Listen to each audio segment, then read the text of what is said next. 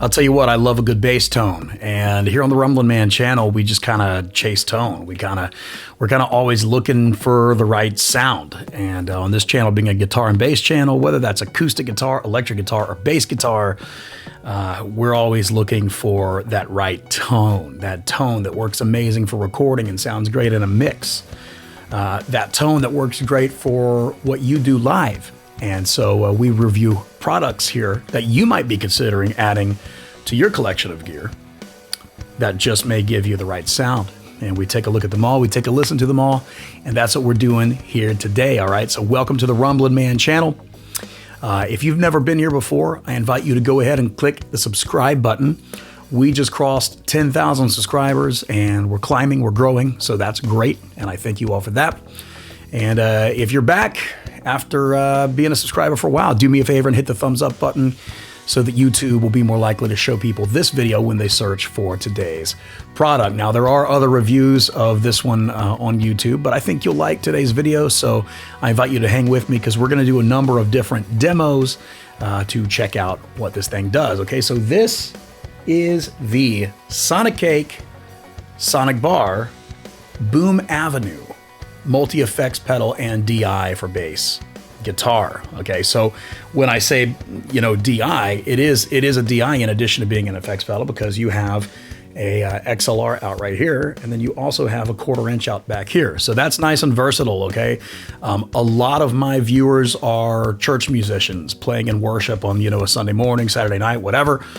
And a lot of these guys in the church world and ever increasingly in the secular entertainment world are running direct. The cool thing about the Boom Avenue is that it retails for right around $100, which is pretty nice because if you consider, you know, some of the higher level products like, you know, Angular Tone Hammer, you know, the Noble Preamp DI, all of those great things out there, Fender Downtown Express, you know, the Tech 21 Fly Rig, they're all great, but they all go for, you know, multiple hundreds of dollars. If you're on a budget and you don't have a ton of money to spend, then this is a pretty cool option for $100. And so today I'm going to tell you what I think of it. Now, I did reach out to Sonicake because lately, as a musician myself, I've been interested in some of Tech 21's Fly Rig products. But looking at them online, I found they were a little pricier than what I was looking to spend. So what I did was I found the Sonicake stuff on Amazon and thought it was really cool. And so I reached out to Sonicake and I said, hey, would you like me to do a couple reviews? And they actually said yes. So we are taking a look at the bass module today, and then at a later time, we'll be looking at the one for acoustic guitar. This product has really cool LED lights that light up on these knobs. And the knobs themselves are really cool. Everything on this pedal seems really sturdy to me. I don't feel like this is something that would break in any way, which is nice because there are a lot of pedals that if you're using them frequently in a live context, they have a limited shelf life. This, however, I feel would have a pretty lengthy, pretty nice shelf life. It's incredibly well built and comes to you incredibly well packaged. Now, one critique I do have is that the knobs are a little hard to turn. They're a little slippery, and sometimes in the heat of the moment on a gig, you might not be able to see where you turned it to unless you're really looking down closely at it. That said, that would be my only complaint about this build. It also has an effects loop, so if you're using other pedals that you like to use with bass, but you want to place them, you know, in the middle of this chain, you can do that using the effects loop, a couple patch cables, which is a really nice thing. So I think, you know, for around $100, you get a lot of bang for your buck here, but we want to see how it sounds. Toward the end of today's video, I'm going to tell you whether or not this is a pedal that I myself would buy. As far as the effects go, we have a boost / compressor. So this one pedal right here does both the boost and the compressor. Essentially, the boost is just a one knob boost that gives you that extra volume you might need. For instance, maybe you're playing bass in a church worship setting and you've got a sound man who just doesn't know what he's doing. And so maybe they're not turning your bass up in the house at all and you need some extra decibels. There you go. Likewise, the compression on that particular setting is a one knob compressor, but I've found that it's pretty cool. Honestly, I don't always use compression live. I usually do use a boost live when playing bass, but I don't always use compression. Reason for that being is I kind of rely on my right hand for the dynamics of my sound when playing bass. That said, sometimes using a compressor live can really even out your tone. I just might use it, but I would use it kind of turned down to where it's just doing a basic compression for me and not challenging the limit too much. Okay, so what I want to do real quick is, before we move on, I want to review and demo this compression a little bit. So we're going to plug up and I'm going to play bass and just kind of let you hear the different settings of compression you can get. I'm not going to mess with the boost knob too much, maybe a little, but not too much, just because I don't want to blow your speakers and I want to keep everything nice and level for this video. And compression does a great job at that. Okay, so we're going to run this thing direct through the 1/4" output into my recording system. And the bass that I'm playing today is going to be my Fender late 50s style precision bass, which is equipped with a Sonic pickups, bygone P-bass pickup, handmade, great boutique pickup. And then for strings, I have a nicely worn in set of Thomas Dick Infeld flat wound bass strings. So we're going P-bass for today's video and we're going flat wound. And let's see if maybe this pedal can bring it to life a little bit. Let's check out this compressor.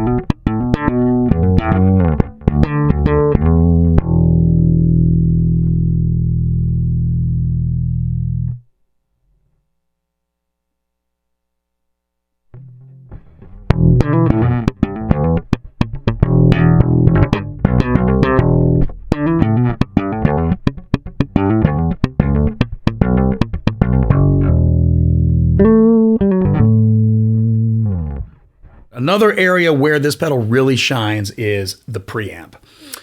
It's a fairly simple preamp in that it's similar to what you might find on the most basic of preamps, yet still versatile. And it's kind of the controls that you might find on an amplifier. We've got the volume, we've got the gain, which can, in its lower settings, pick up the volume, and in its mid to higher settings, it can kind of give you a little bit of grit. And then we have a simple but efficient 3-band EQ right here with bass, mid, and treble. And I have to say, I really like how this EQ sounds. I like turning up the mids. I like scooping the mids and boosting the treble and bass. I think it's a pretty cool, pretty versatile preamp. So for this next demo, what I'm going to do is I'm just going to mess around with the preamp. You'll see me turning the knobs and getting different sounds, and just kind of let you hear some of the versatility that you can get with the preamp pedal on the Boom Avenue. Okay, so let's check it out, and then we'll reconvene right here.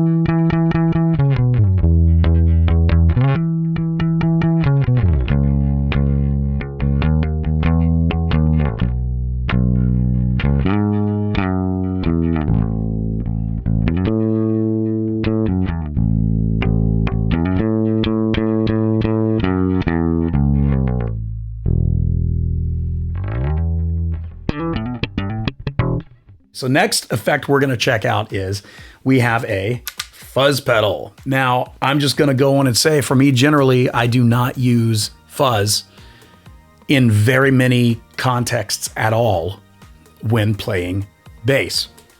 Just a little tidbit, if you want to have, a professional, a